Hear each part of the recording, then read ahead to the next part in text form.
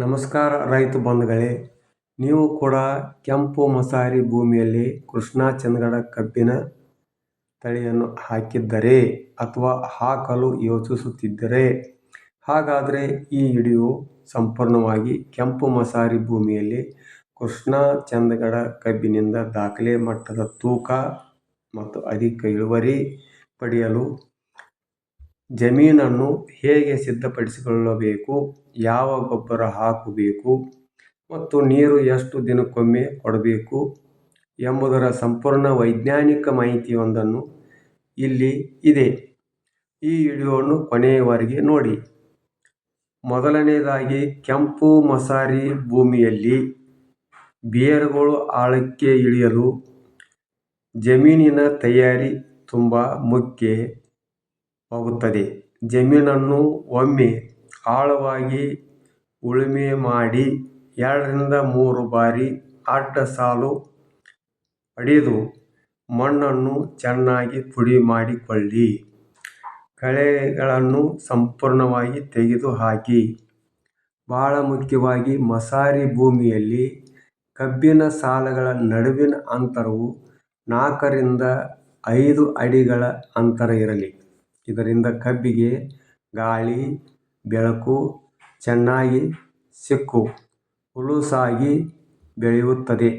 ಹಾಗೂ ಗೊಬ್ಬರ, ಮಸಾರಿ ಭೂಮಿಗೆ ಜೀವಾಳವೇ ಸಾವಯವ ಗೊಬ್ಬರ.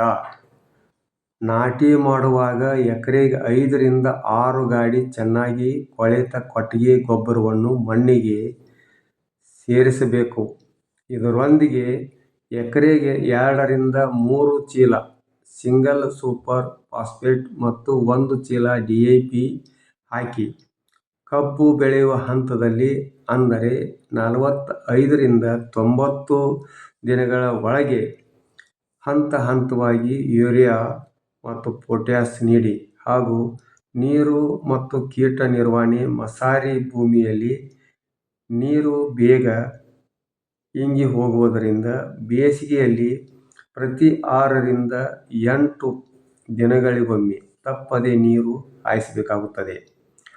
ಮೊಳಕೆ ಬರುವವರೆಗೆ ತೇವಾಂಶ ಕಾಪಾಡಿಕೊಂಡು ಹೋಗಬೇಕಾಗುತ್ತದೆ. ಇನ್ನು ಕೀಟಗಳ ಹತೋಟಿಗಾಗಿ ನಾಟಿ ಮಾಡುವ ಮುನ್ನ ಬೀಜೋಪಚಾರ ಮಾಡುವುದು ಉತ್ತಮ.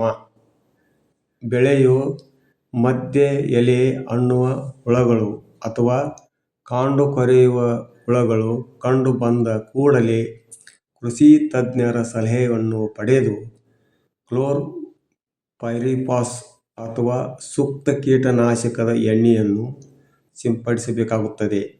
ಮತ್ತು ಈ ಕಬ್ಬು ಬರೋಬ್ಬರಿ ಎಷ್ಟು ತಿಂಗಳಿಗೆ ಕೈಗೆ ಬರುತ್ತದೆ ಎಂದರೆ ಮತ್ತು ತೂಕ ಸರಿಯಾಗಿ ಬರುತ್ತದೆ.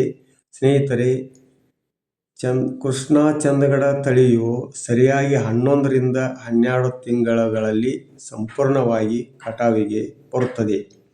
ಈ ತಳಿಯು ಮೂಲತಃ ದಪ್ಪಾಗಿ ಮತ್ತು ಗಟ್ಟಿಯಾಗಿ ಬೆಳೆಯುವುದರಿಂದ ಅತ್ಯಂತ ಉತ್ತಮ ತೂಕವನ್ನು ಕೊಡುತ್ತದೆ.